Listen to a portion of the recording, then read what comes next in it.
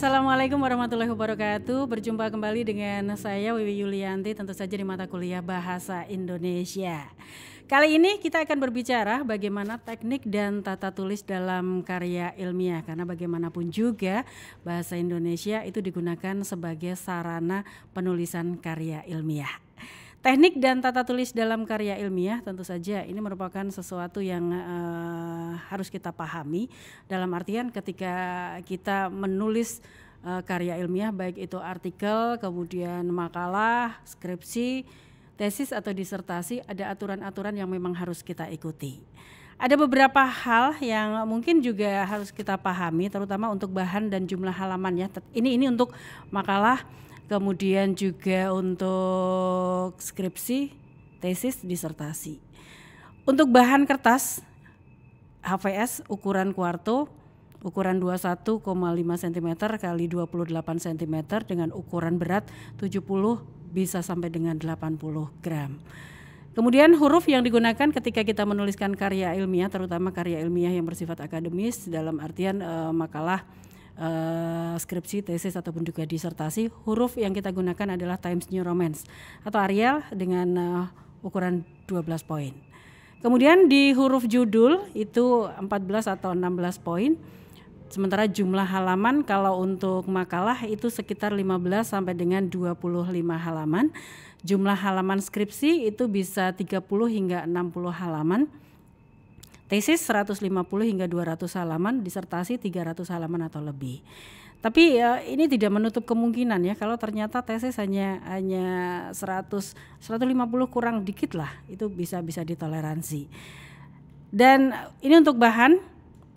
Kemudian kalau ukuran pola kertas, masing-masing universitas barangkali memiliki aturan tersendiri. Ini margin atas 4 cm, margin bawah 3 cm, margin kiri 4 cm, margin kanan 3 cm.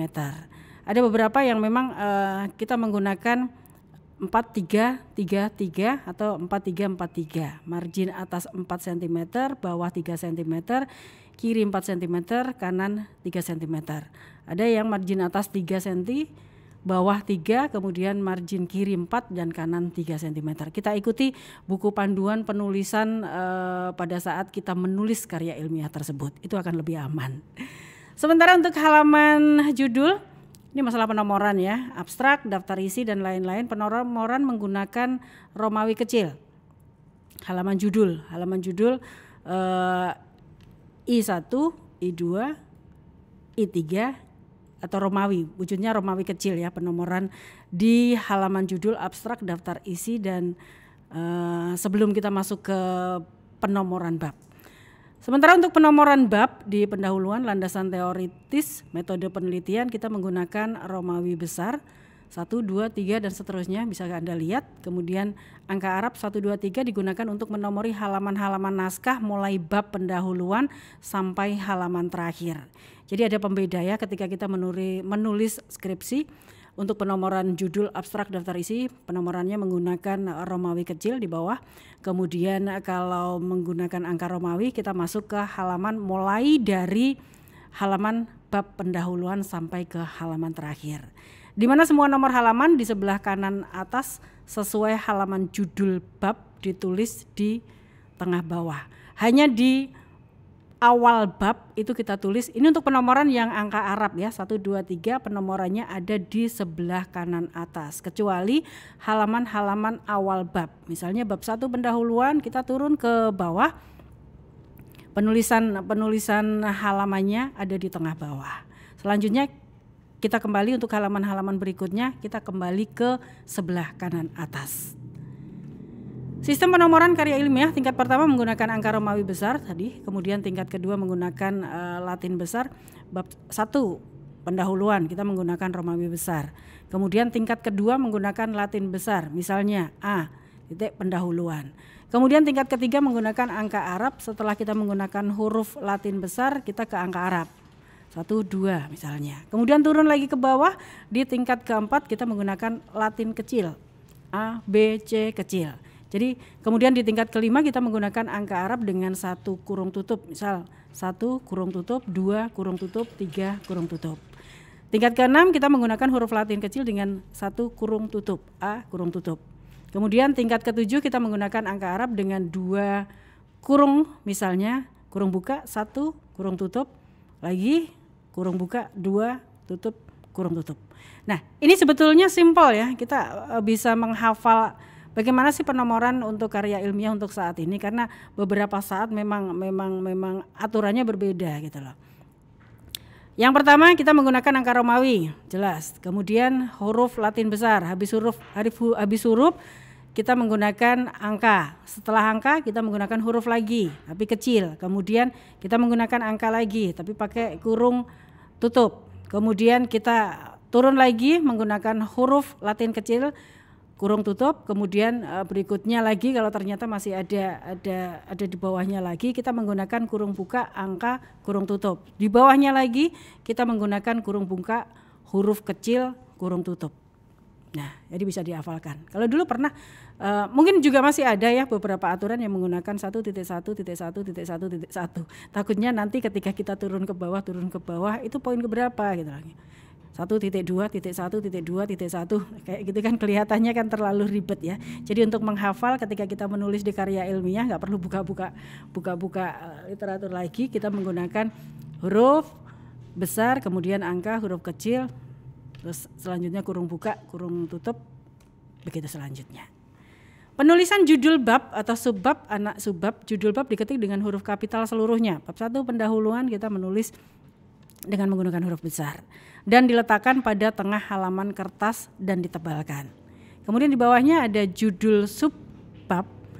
Huruf pertama setiap kata ditulis dengan huruf kapital kecuali kata depan atau kata sambung. Begitu juga untuk judul subbab, huruf pertama setiap kata ditulis dengan huruf kapital. Selanjutnya kita menggunakan huruf kecil dan kecuali untuk kata sambung ya, seperti halnya yang terjadi di subbab.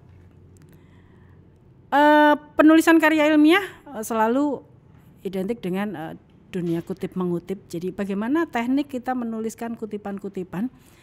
Ada beberapa kutipan yang nanti akan kita temui ketika kita menulis karya ilmiah. Yang pertama ada kutipan langsung. Di sini penulis mengutip ataupun juga menulis apa adanya teks yang dikutip dan tidak mengubah kata-kata serta ejaan dalam teks. Jadi kutipan langsung ya. Apa yang tertera di sumber itu kita tulis semua apa adanya tanpa dikurangi, titik dikurangi nggak boleh, koma dikurangi nggak boleh. Karena apa? Karena ini kutipan langsung. Kemudian yang kedua adalah kutipan tidak langsung.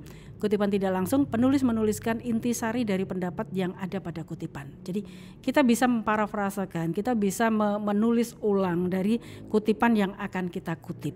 Jadi teknik penulisannya kita menuliskan intisari, kita baca dulu isinya apa, baru kita menuliskan sesuai dengan atau menggunakan bahasa kita ya. Jadi kita tidak menggunakan bahasa yang sudah tertuang di dalam sumber yang akan kita kutip. Ini kutipan tidak langsung.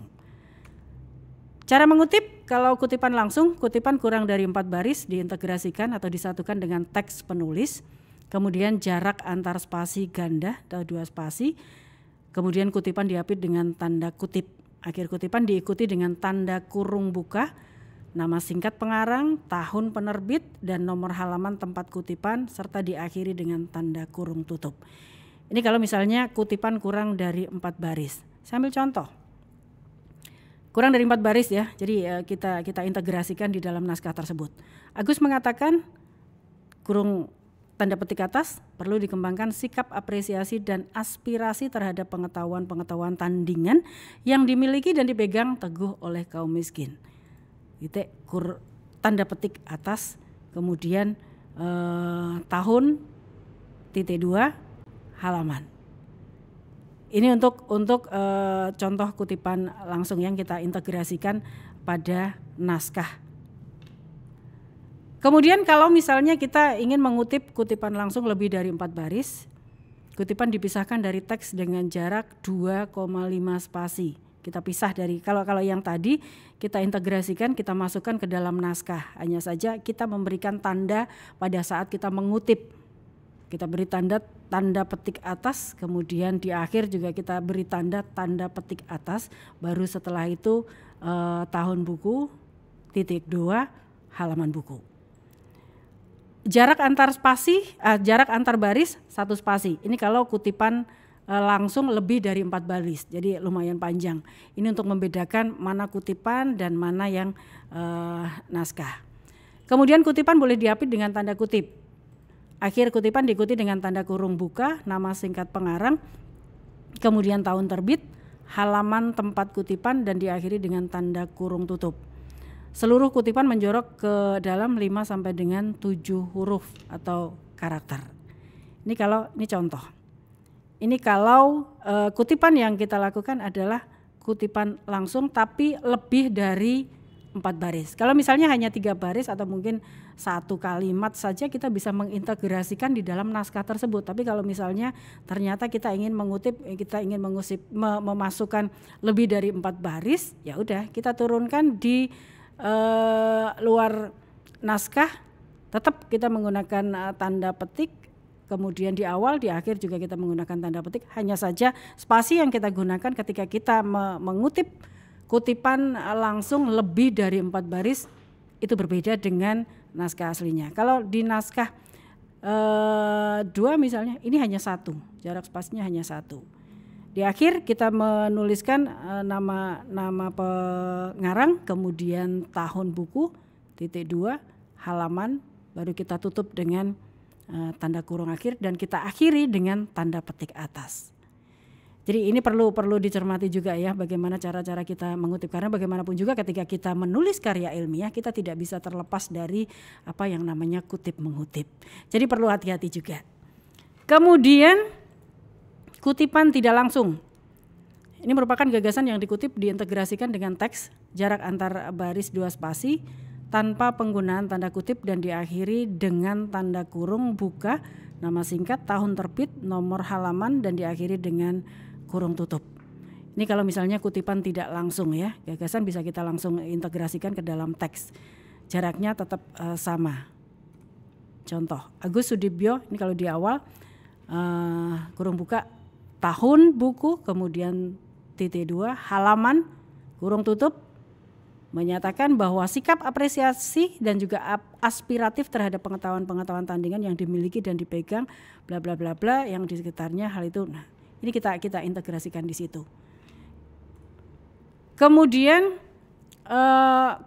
mengutip sudah ya, kita masuk ke daftar pustaka, karena bagaimanapun juga apa yang kita kutip nanti pada akhirnya sumbernya harus kita tuliskan di daftar pustaka gitu loh. Jadi bagaimana kita menuliskan kutipan-kutipan yang sudah kita ambil, yang sudah kita kutip dan kita integrasikan di dalam naskah, itu harus muncul di dalam daftar pustaka. Karena apa? Ini sebagai rujukan.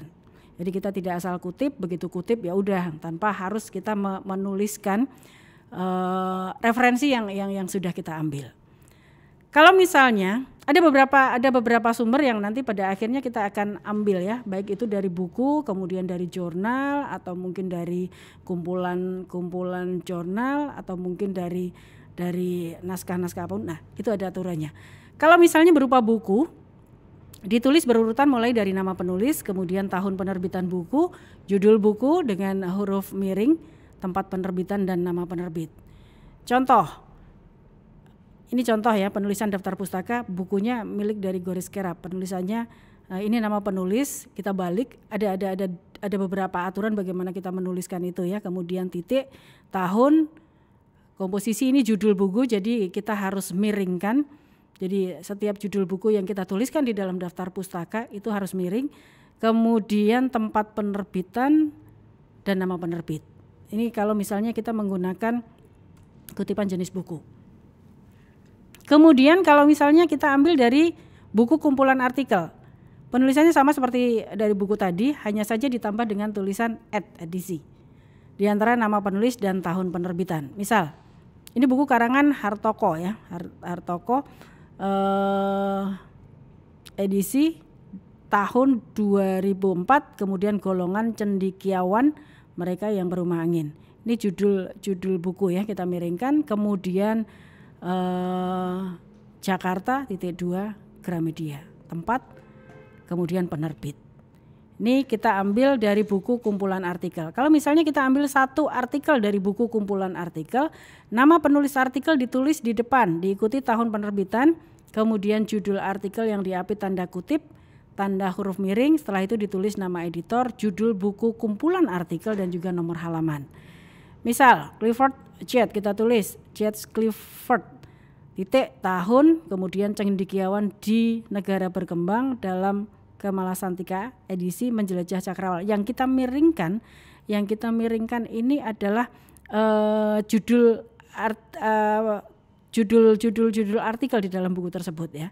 Kemudian Jakarta titik 2 Gramedia, tempat penerbitan dan penerbitnya.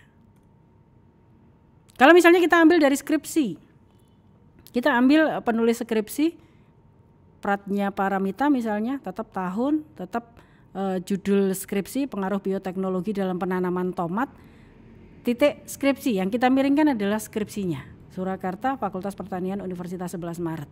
Jadi kalau kita ambil dari skripsi, tesis ataupun juga disertasi, yang kita miringkan bukan judul skripsinya tetapi skripsinya yang kita miringkan. Kalau misalnya kita ambilnya online, Heru Sasono titik tahun 2003 titik, kemudian kita ambil judul kita beri tanda petik di atas. Kalau misalnya ini online, ya udah online. Di selanjutnya kita menuliskan alamat web tersebut, diakses kapan. Yang kita miringkan adalah alamatnya. Itu kalau misalnya online. Oke, saya rasa untuk teknik dan tata tulis dalam karya ilmiah saya sampaikan dasar-dasarnya saja. Untuk selanjutnya nanti ketika kalian menulis karya ilmiah, baik itu makalah ataupun juga skripsi, tesis atau disertasi, terutama untuk skripsi sampai ke disertasi ya, itu ada aturan, ada buku panduan juga yang bisa diambil karena fleksibilitas masing-masing universitas, mereka memiliki kebijakan sendiri-sendiri. Yang saya sampaikan hanya dasar, mudah-mudahan bermanfaat. Terima kasih. Wassalamualaikum warahmatullahi wabarakatuh.